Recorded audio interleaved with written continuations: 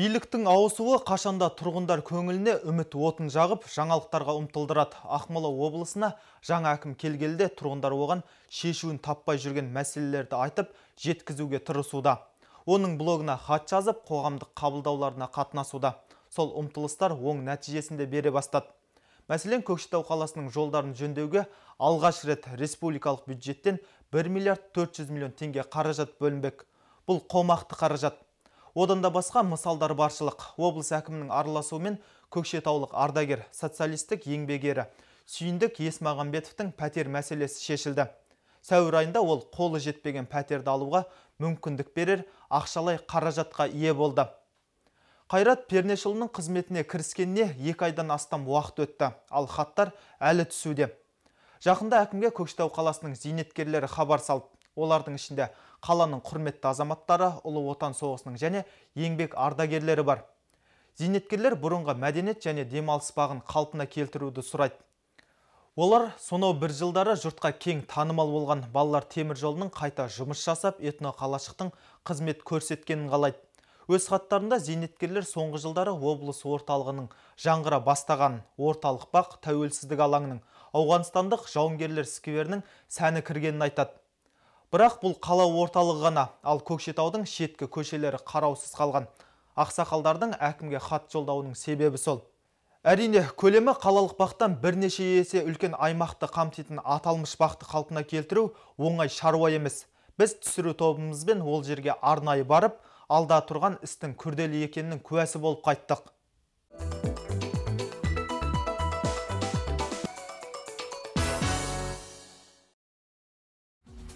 Аталмыш саябақ Көкшетау қаласының оңтүстік шығыс бөлігінде Смағұл Садуақасов пен Шахмет Құсайынов атындағы көшелердің қиылысында орналасқан. Саябақтың жалпы аумағы 25,7 гектар. Бұл қалалық орталық парктен 3-4 есеге үлкен. Ол алғашында Қазақ КСР-ның 60 жылдығы, кейіннен нөмір 2 мәдениет және демалыс паркі деп аталыпты.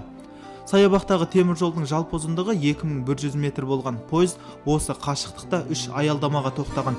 Вагонда оқушылар қызмет көрсететін.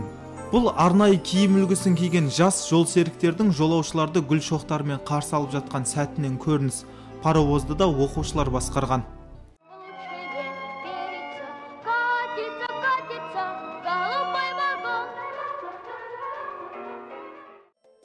Ал мынау парктың бүгінгі кейпі. Паровозда, вагонда жоқ. Тіпті темір жолдың қай жерде тұрғандығында біле алмайсың. Рельспен, шпал, таспен, құмда қолды болып кеткен. Ал парктың іші бүгінде осы маңайдағы тұрғындардың мал жайылымына айналған. Зейнеткер Нина Мельник саябақтың салынуымен күйреуінің куәсі болған жан. Қуанышты күндерден сыр шертер бір естелік мына сарғайған сурет қана.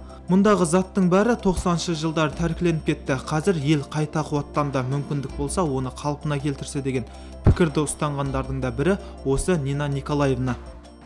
Бұл жер осы маңайдағы адамдарға өте қолайлы болатын. Өйткені орталығы алыс, балалар өсіп келеді. Оларға демалатын орын болса дейміз. Арнайы демалу орны ересектерге де қажет.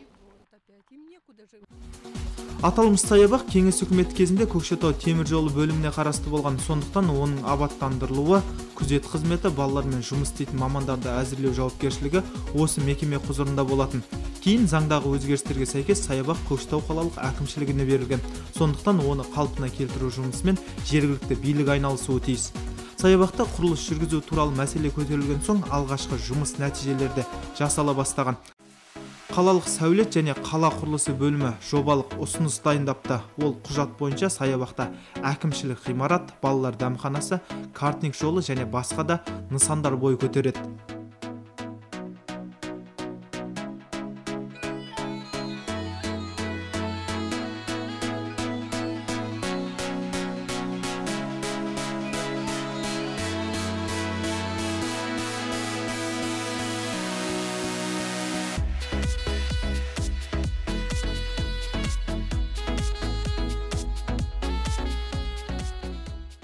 Большая площадка выделяется. Біз ұсынып отырған жобада көптеген аттракциондар бар. Сондай-ақ біз барлық жастағы адамдар үшін қолайлы саналатын ролик алаңын салуды көздеудеміз.